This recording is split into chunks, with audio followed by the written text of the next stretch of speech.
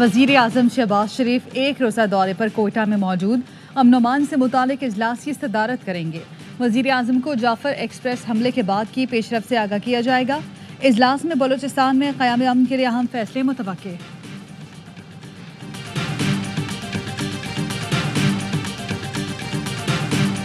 हमारी कमजोरियों का फायदा दहशत गर्द उठा रहे हैं। सियासी बारियां चलती रहेंगी मगर हमें मिलकर दहशत गर्दी का मुकाबला करना होगा। बिलावल भुट्टो जरदारी का कौमी असम्बली में इजहार ख्याल। कहा, आसिफ जरदारी की तकरीर सियासी नहीं बल्कि इत्तेहाद और इत्तेफाक के लिए थी। उन्होंने मईशत, खारजा पॉलिसी, दहशत गर्दी और पानी की तकसीम पर रोशनी डाली, लेकिन एक जमात कैदी नंबर 804 के लिए नारे लगाती रही।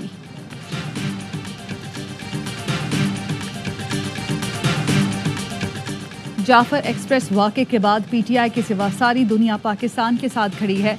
ये लोग दहशत गर्दों के खिलाफ जंग से इनकारी है। हमले के बाद पीटीआई सोशल मीडिया ने मनफी किरदार अदा किया, दहशत गर्दों को क्रेडिट दिया। वज़ीर दिफा ख्वाजा आसिफ कहते हैं, अपोजिशन एक शख्स के इक़्तिदार की नहीं, पाकिस्तान की सालमियत की जंग लड़े। कौमी असम्बली में जाफर एक्सप्रेस पर हमले के खिलाफ करारदाद मुतफ़िका तौर पर मंजूर।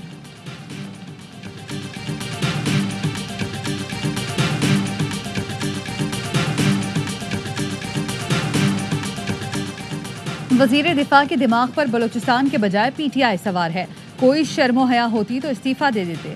असद कैसर के जवाबी वार का, आज जो कुछ हो रहा है उसकी वजह आपकी नाअहली है। बिलावल से कहूँगा, अभी मैं सिंध गया था, ऐसा लगा वहाँ हुकूमत नाम की कोई चीज़ ही नहीं। सिंध तो छोड़ें, कराची का हाल देख लें, पूरा इंफ्रास्ट्रक्चर ही तबाह हाल है। बैरिस्टर गौहर कहते हैं, मुल्क दहशत गर्दी की लपेट में है, हमें एक होना चाहिए।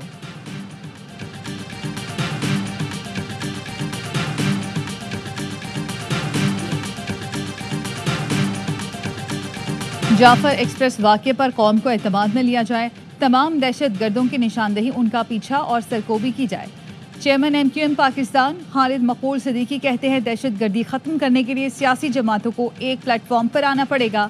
गुज़श्ता दौरे हुकूमत में दहशत गर्दों को दोबारा लाकर बसाया गया था।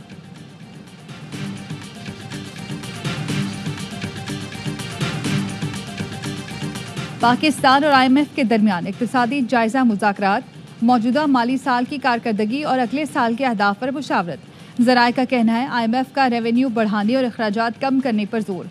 टैक्स रेवेन्यू का हदफ 15,000 अरब से ज़्यादा रखने की तजवीज़। अगले साल भी महंगाई की शरह सिंगल डिजिट तक महदूद रहने का इम्कान।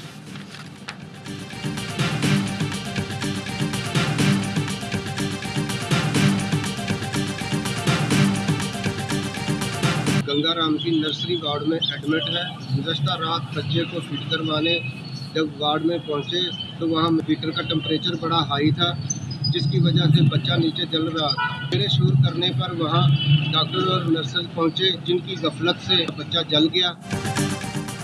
लाहौर के गंगाराम अस्पताल में इंतजामिया और तिब्बी अमले की मुबैना गफलत, नर्सरी में नौमालूम झुलस गई। वजह पूछने पर अमले ने वालिदैन को नर्सरी से बाहर निकाल दिया। वालिद का कहना है, बच्ची को नर्सरी में इंक्यूबेटर मशीन में रखा हुआ था। तिब्बी अमले की गफलत से इंक्यूबेटर मशीन का दर्जा हरारत ज़्यादा होने से बच्ची का जिस्म झुलस गया। वज़ीर आला पंजाब मरियम नवाज से इंसाफ की अपील करता हूँ।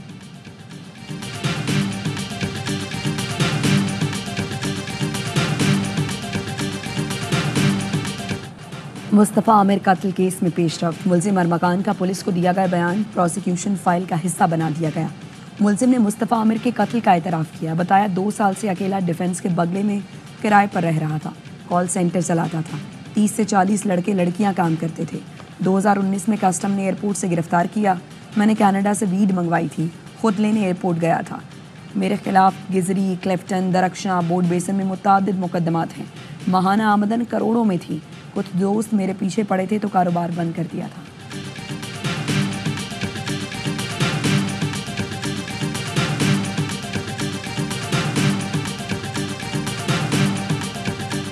बहरीन नेशनल गार्ड के कमांडर का जॉइंट स्टाफ हेडक्वार्टर्स रावलपिंडी का दौरा, गार्ड ऑफ ऑनर पेश किया गया। ISPR का कहना है, बहरीनी कमांडर ने chairman joint chiefs of staff committee general Sahir Shamshad Mirza से मुलाकात की। बदलती इलाकाई सूरत हाल और मुतालिका सिक्योरिटी उमूर पर तबादला ख्याल किया गया। बहरीनी कमांडर ने पाकिस्तान की मुसल्लह अफवाज की पेशा वराना महारत को सराहा।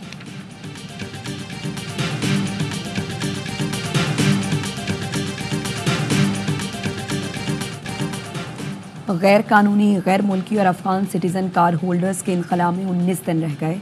हुकूमत का गैर कानूनी, गैर मुल्की और अफगान सिटीज़न कार्ड होल्डर्स को वापस भेजने का फैसला। गैर कानूनी मुकीम और अफगान सिटीज़न कार्ड होल्डर्स को पाकिस्तान छोड़ने की डेडलाइन 31 मार्च को ख़त्म हो जाएगी।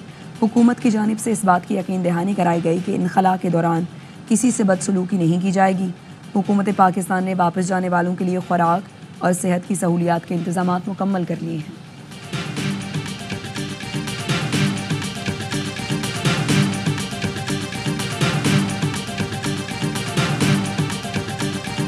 Nobody's expelling any Palestinians. We need a ceasefire. We need a surge of humanitarian aid into Gaza. Because again, there's too many children and too many people starving. Right. I've always been of the view two-state solution would be ideal. अमरीकी सदर Donald Trump कहते हैं कोई भी फ़लस्तीनियों को गज़ा से बेदखल नहीं कर रहा। आयरिश वज़ीर आज़म के साथ गुफ्तगू में सदर ट्रंप की मुजव्वज़ा गज़ा मंसूबे के बयान की नफ़ी। हमास के तर्जुमान हाजिम कासिम ने अमरीकी सदर के बयान का खैर मकदम करते हुए कहा कि वो इंतहा पसंद सेहूनी दाएं बाजू के नज़रिए से दूर रहें। आयरिश आज़म माइकल मार्टिन ने दो रियासती हल को गज़ा में अमन का वाहिद रास्ता करार दिया। दोहा में हमास और इसराइल के दरमियान अमन मुआहदे के दूसरे मरहले के लिए मुज़ाकरा जारी। अमरीका का 10 यरग़मालियों की रिहाई के बदले 60 दिन की जंगबंदी पर जोर।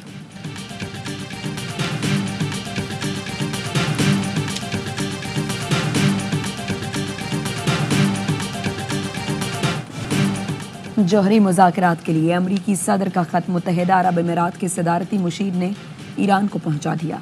तेहरान में ईरानी वज़ीर ख़ारजा अब्बास इराक़ची से मुलाकात में अंदर करकाश ने सदर ट्रंप का ख़त उनके हवाले किया। ईरानी सुप्रीम कमांडर ख़ामनाई ने ख़त को राय आमा को गुमराह करने की कोशिश करार दिया। तलबा तंजीमों से मुलाकात में कहा, हम एटमी हथियार बनाना चाहें तो अमरीका हमें रोक नहीं सकता। इब्राहिम रईसी और हसन नसरुल्लाह को खोने के बाद भी ईरान मजबूत नहीं तो कमज़ोर बिल्कुल नहीं हुआ। किसी भी हमले का जवाब दिया जाएगा और जो हारेगा वो अमरीका ही होगा।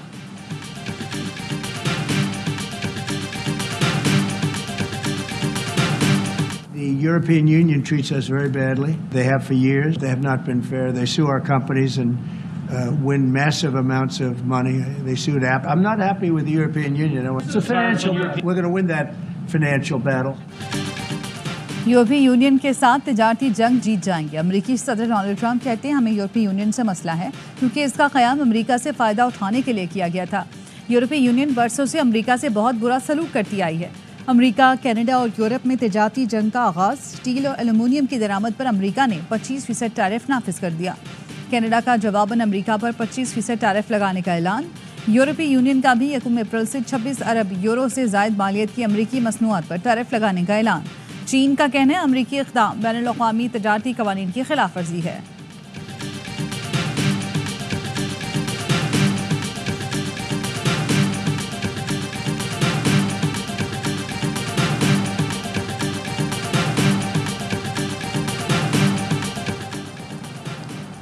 रूसी सदर व्लादिमीर पुतिन मुतनाज़ इलाके करसक पहुंच गए। रूसी मीडिया ने वीडियो जारी कर दी। रूसी सदर फौजी यूनिफॉर्म में करसक पहुंचे। रूसी सदर ने सिक्योरिटी एहलकारों से मुलाकातें की। यूक्रेनी फ़ौज से होने वाली झड़पों की सूरत हाल का भी जायज़ा लिया।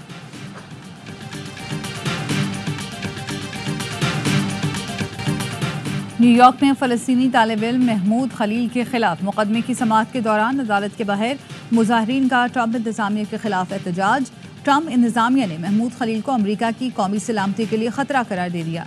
अमरीकी इमिग्रेशन पुलिस ने महमूद खलील को मुल्क बदर करने के लिए न्यू जर्सी से लुजियाना मुंतकिल कर दिया। अदालत का इमिग्रेशन हुकाम को हफ्ते में 2 दिन तालिब इल्म को वकला से राब्ते का हुक्म।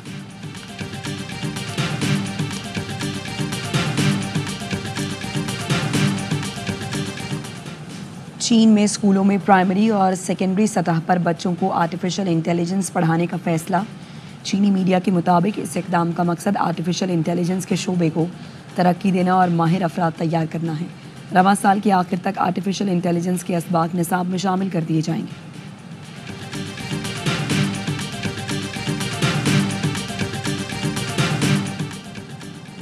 रवां साल का पहला मुकम्मल चांद ग्रहण कल होगा। महकमा मौसमियात का कहना है पाकिस्तानी वक्त के मुताबिक चांद ग्रहण का आगाज़ सुबह 8:57 पर और इख्तिताम 3 बजे होगा। दिन के औकात होने की वजह से पाकिस्तान में चांद ग्रहण को देखना मुमकिन नहीं होगा। चांद ग्रहण का नज़ारा शुमाली और जनूबी अमेरिका में किया जाएगा। पाकिस्तान T20 स्क्वाड क्राइस्टचर्च पहुंच गया। खिलाड़ी आज आराम करेंगे। कौमी स्क्वाड कल मकामी वक्त के मुताबिक 1 बजे प्रैक्टिस करेगा। पाकिस्तान और न्यूजीलैंड के दरमियान 5 मैचेस की सीरीज 16 मार्च से शुरू होगी।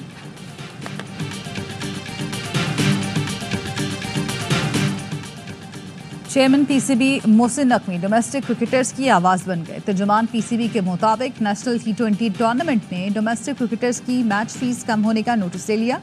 मैच फीस और क्रिकेटर्स के मुआवजे कम करने से मना किया। तमाम खिलाड़ियों की मैच फीस पर फौरी नजरसानी के अहकाम जारी। और सूबे में किसी मंशियात फरोश को नहीं छोड़ेंगे। मंशियात फरोशी नौजवान नस्ल को तबाह कर रही है। वजीर आला अली अमीन गंडापुर कहते हैं KP हुकूमत ने अवाम को रिलीफ फराहम किया, रोजगार और सेहत की सहूलतें दे रहे हैं।